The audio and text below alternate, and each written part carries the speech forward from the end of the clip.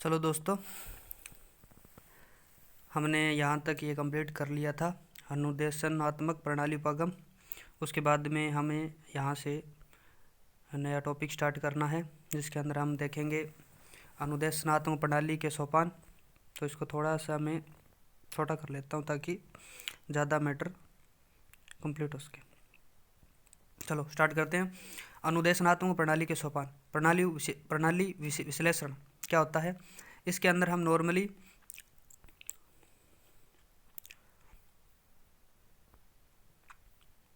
प्रणाली विश्लेषण इसके अंदर हम नॉर्मली देखते हैं तो अपने उद्देश्यों से पहचानना या प्रतिपादित करना, समस्या के चयन हेतु क्रियाओं का व्यापक रूप से अवलोकन करना।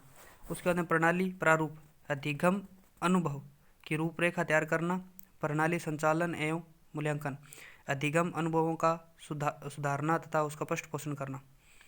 उसके बाद में अनुदेशनात्मक प्रणाली की उपयोगिता शैक्षिक समस्याओं का समाधान और पाठ्यक्रम निर्माण यानी एनसीएफ के द्वारा किया जाता है। उसके बाद में शैक्षिक प्रशासन एवं प्रबंधन, शैक्षिक नियोजन और प्रशिक्षण सामग्री निर्माण, अधिगम सामग्री निर्माण, समय व धन की बचत होती है और उद्देश्य प्राप्ति में सहयोग मिलता है।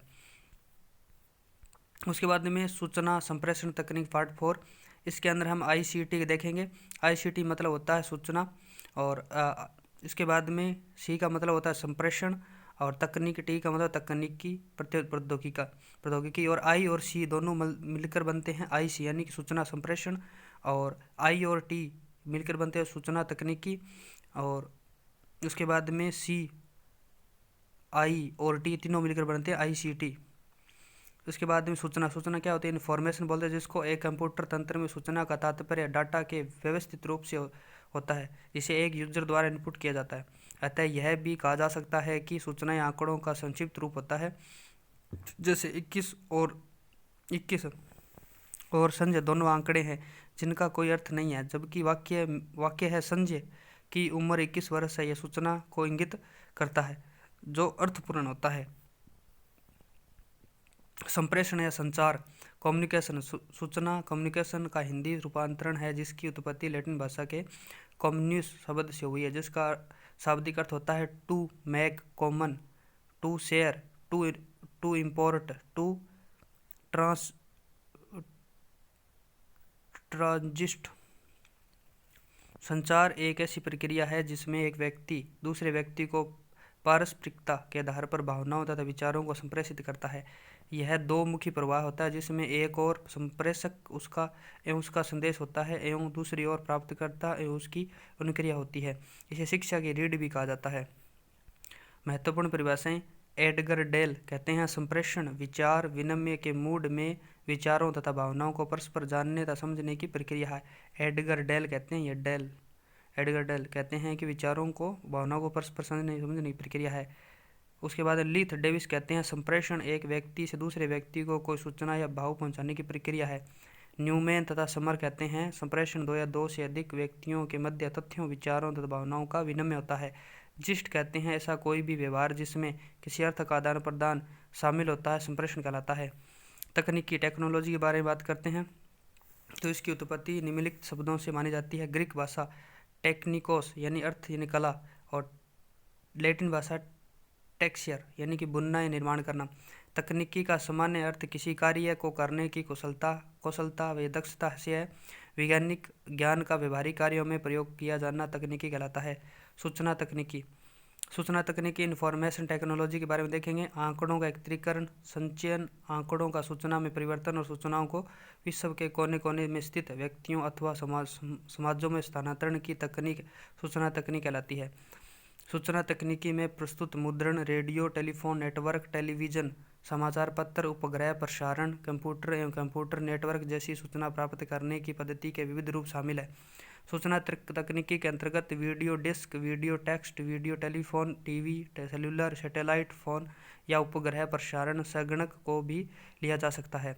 संचार तकनीक कम्युनिकेशन टेक्नोलॉजी के अंदर वक्ता मात्र शब्दों के माध्यम से अपना संदेश प्रस्तुत नहीं करता, वरन उसके हाव भाव, आंखें, हाथ या शरीर की हलचल भी संदेश प्रस्तुति में सहायक होती है।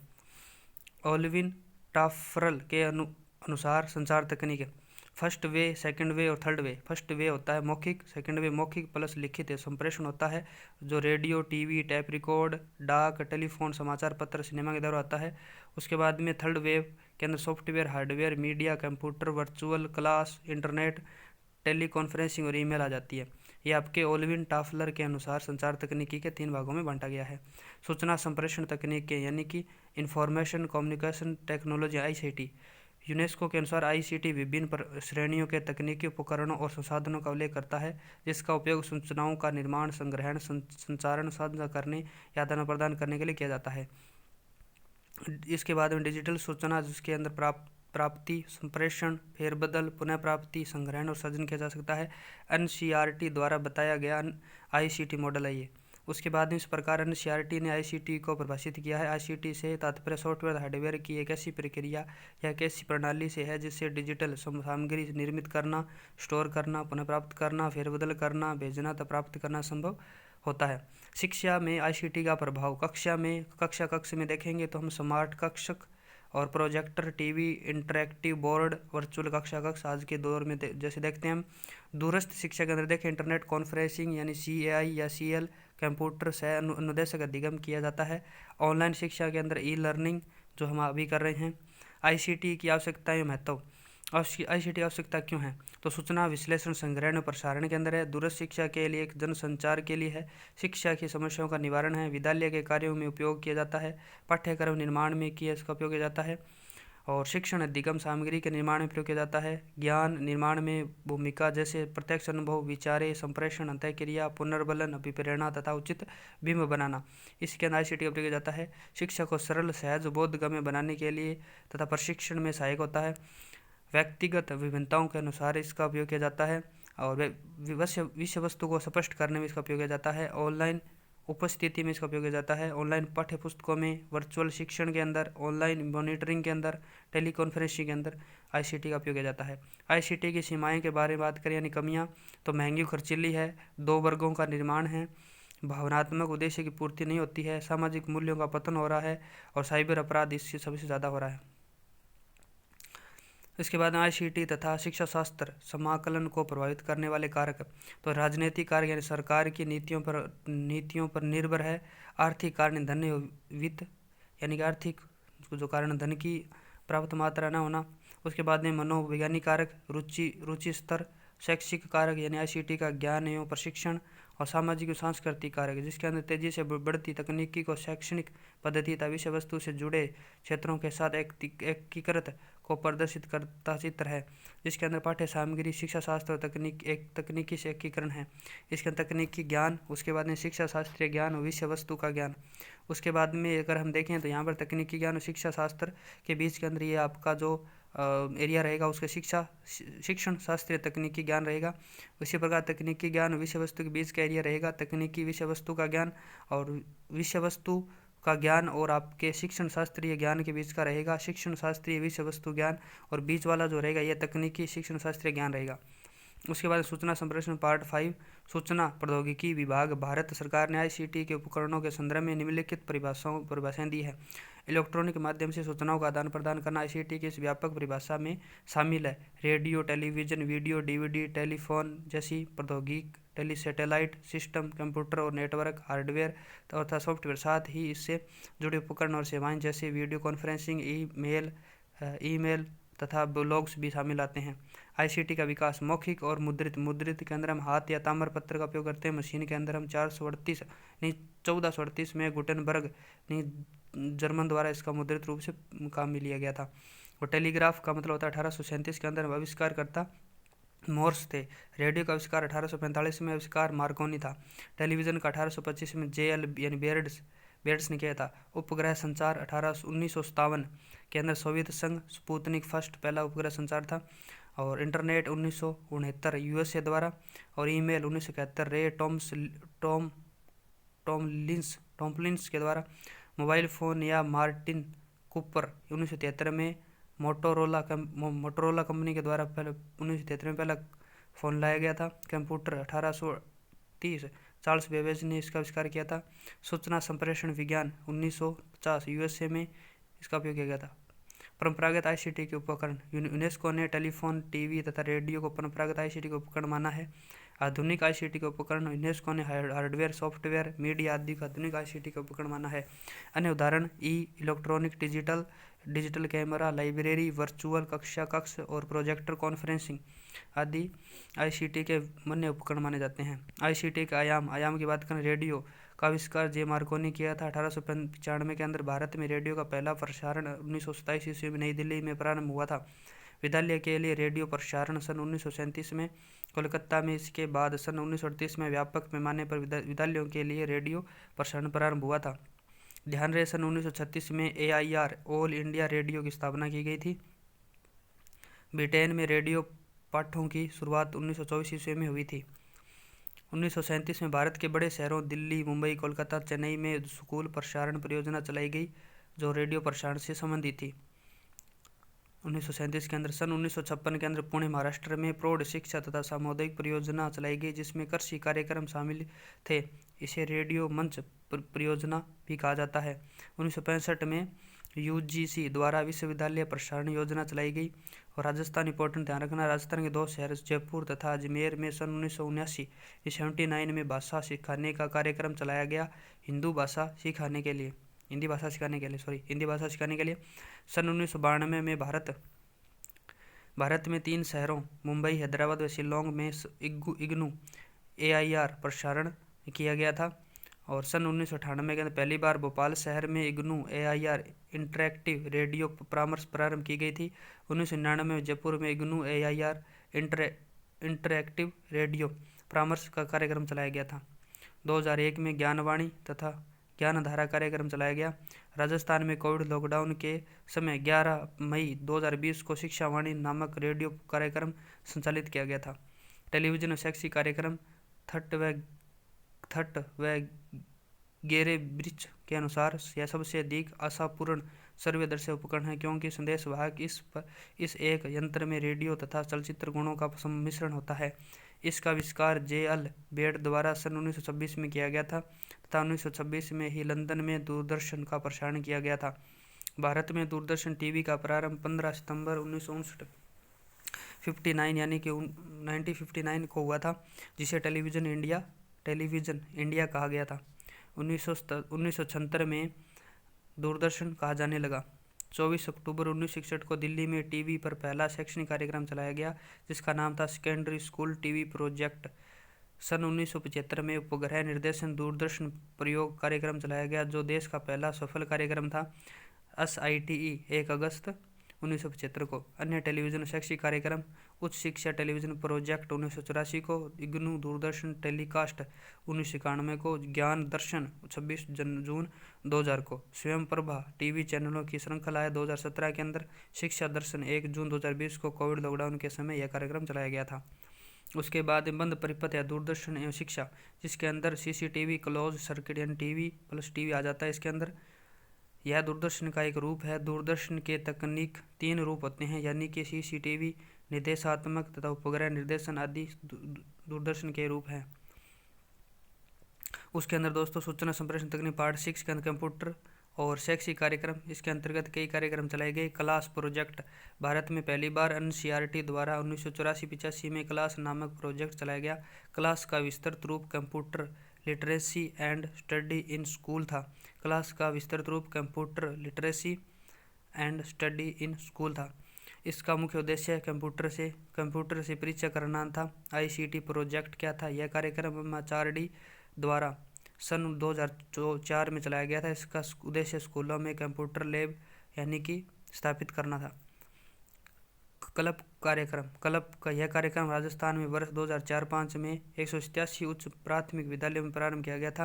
राजस्थान में ICT की शुरुआत सर्व शिक्षा अभियान के अंतर्गत क्लब योजना से ही प्रारंभ की गई थी। इसका मुख्य उद्देश्य उच्च प्राथमिक कक्षाओं के विद्यार्थियों के लिए कंप्यूटर से परिचय व सक्षम विकसित करना था। क्लब क्या होता है? कंप्यूटर एडेड लर्निंग प्रोग्राम था। Computer aided learning program club था। ICT school scheme, ICT school scheme सन 2008 में राजस्थान में यह योजना प्रारंभ की गई थी MHRD द्वारा। दिसंबर 2014 में इस योजना का संचालन RMSA रमसा के अंतर्गत किया गया, लेकिन वर्तमान में यह समग्र शिक्षा अभियान द्वारा चलाया जा रहा है। इसका उद्देश्य राजकीय विद्यालयों में कंप्यूटर लैब स्थापित करना था। क्लिक योजना का पूरा नाम computer literacy initiative for comprehensive knowledge. कक्षा 6 से 10 तक के बच्चों को कंप्यूटर शिक्षा देना इस योजना का प्रमुख उद्देश्य था। क्लिक योजना। इंटरनेट व शैक्षिक कार्यक्रम, स्माइल प्रोग्राम, ई कक्षा, हवा महल कार्यक्रम और मिशन समर्थ। मिशन समर्थ क्या है? मिशन विशेष योग्यता वाले बच्चों के लिए शिक्षण सामग्री पहुंचाना तथा निर्माण करना। हवा महल कार्यक्रम, इसका उद्देश्य बच्चों के उच्च चिंतन कौशल को विकसित करना तथा पठन पाठन में रुचि जागृत करना।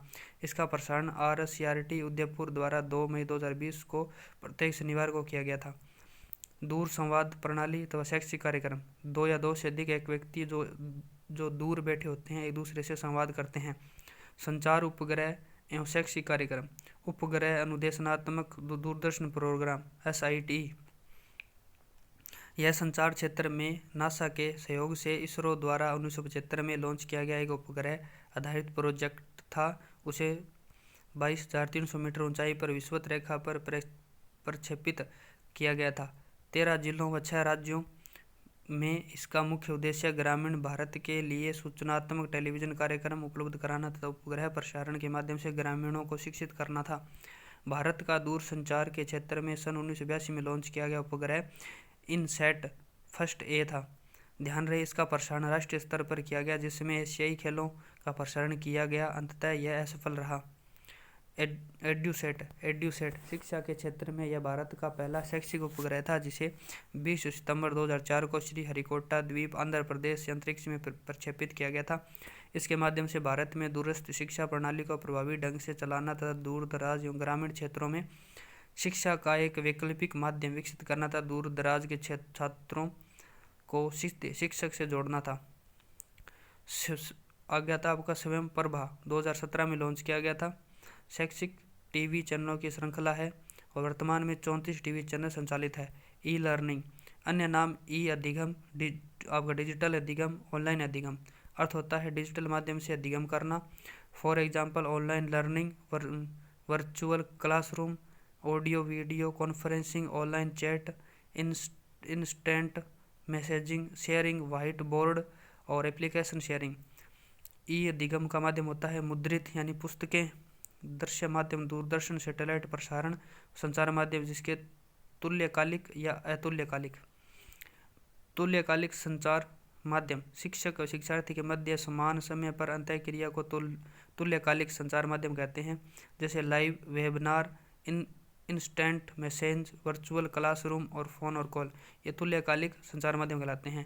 अतुल्यकाल संचार माध्यम शिक्षक व शिक्षार्थी अलग अलग समय पर ऑनलाइन संवाद करते हैं, इसे अतुल्य संचार माध्यम कहा जाता है, जैसे email, blog, pre recording, online discussion और पॉडकास्ट। ई कंटेंट, इनकी कई श्रेणियां हैं जो image, text, video, animation, simulation, survey, interactive के रूप में मिलती है। E learning program, PME Vidya योजना MHRD द्वारा इसे 17 मई 2020 को लॉन्च किया गया था। यह one nation one digital platform है। PM विद्या योजना, इसका उद्देश्य डिजिटल माध्यम से शिक्षा पहुंचाना है। इसके अंतर्गत कई कार्यक्रम चलाए गए, जैसे दीक्षा ऐप, उसके बाद में स्वयंप्रभा, इंटरनेट रेडियो, सामुदायिक रेडियो, CBSE पॉडकास्ट, शिक्षावाणी तथा इसके अलावा आपके दृष्टिबाधित तथा बधिर बालकों के लिए कई कार्यक्रम टीवी तथा रेडियो पर चलाए जा रहे थे। उसके बाद दीक्षा क्या है? MHRD द्वारा निर्मित एक एप्लीकेशन है जिसे हम अपने मोबाइल में इंस्टॉल करने के बाद घर बैठे अपने मोबाइल से ही पढ़ाई कर सकते हैं। दीक्षा ऐप वास्तव में ई बुक और ई कंटेंट का एक स्टोर हाउस है, जहां NCERT तथा संबंधित पाठ्यक्रम की कंटेंट ई टेक्स्ट बुक QR कोड के साथ मैप की गई है। दीक्षा government.in वेबसाइट के माध्यम से भारत में one nation one digital platform की परिकल्पना शुरू की गई है। दीक्षा का पूरा नाम digital infrastructure for knowledge sharing होता है। वर्तमान के अंदर इस कक्षा से 1 से 12वीं तक की सभी सामग्री उपलब्ध है। इस ऐप के माध्यम से शिक्षकों को ऑनलाइन प्रशिक्षण दिया जा रहा है, जिसका नाम है निष्ठा रखा गया है। निष्ठा national initiative for school heads and teachers holistic advancement. उसके बाद में स्वयं क्या है, स्वयं लॉन्च किया गया था 9 जुलाई 2017 को। ई लर्निंग का प्लेटफॉर्म है जिसका उद्देश्य पहुंच, समानता, गुणवत्ता और अधिगम का है। स्वयं मुख यानी स्वयं मैसिव ओपन ऑनलाइन कोर्सेज निःशुल्क ऑनलाइन प्लेटफॉर्म है। ई पाठशाला योजना एनसीईआरटी द्वारा निर्मित इस ऐप को एमएचआरडी द्वारा प्रारंभ किया गया है। इस ऐप पर ई पाठ्य पुस्तकें, ई संसाधन, ई पाठ्यचर्या, ई पत्र पत्रिकाएं आदि उपलब्ध हैं। इस पाठशाला में किशोर मंच एक टीवी चैनल है जिस पर बच्चे दूर संवाद करते हैं। NROER यह 13 अगस्त 2013 से प्रारंभ किया गया था। पूर्ण नाम national repository of open education resources MHRD द्वारा निर्मित ऐप है जो मुक्त शैक्षिक संसाधनों का राष्ट्रीय भंडार है। उसके बाद आता है आपका सशक्त। यह प्रतिभाशाली बच्चों के लिए है। एमएचआरडी द्वारा निर्मित वन स्टॉप एजुकेशनल पोर्टल है। तो दोस्तों इसके साथ में आपका ये आपका ICT वाला जो चैप्टर है जो उसका कंप्लीट हो चुका है। इसके अंदर हमने कलाम सीकर एकेडमी के जो नोट्स थे, हस्तलिखित नोट्स, उसका फुल रिवीजन किया है। अगर दोस्तों अच्छा लगा तो इसको लाइक करें, शेयर करें और जितना उसके अपने दोस्तों को शेयर करें वो भी इसके आनंद ले सकें और इसको जितना उसके कम समय के अंदर रिवीजन कर सकें। थैंक यू, धन्यवाद। जय हिंद, जय भारत।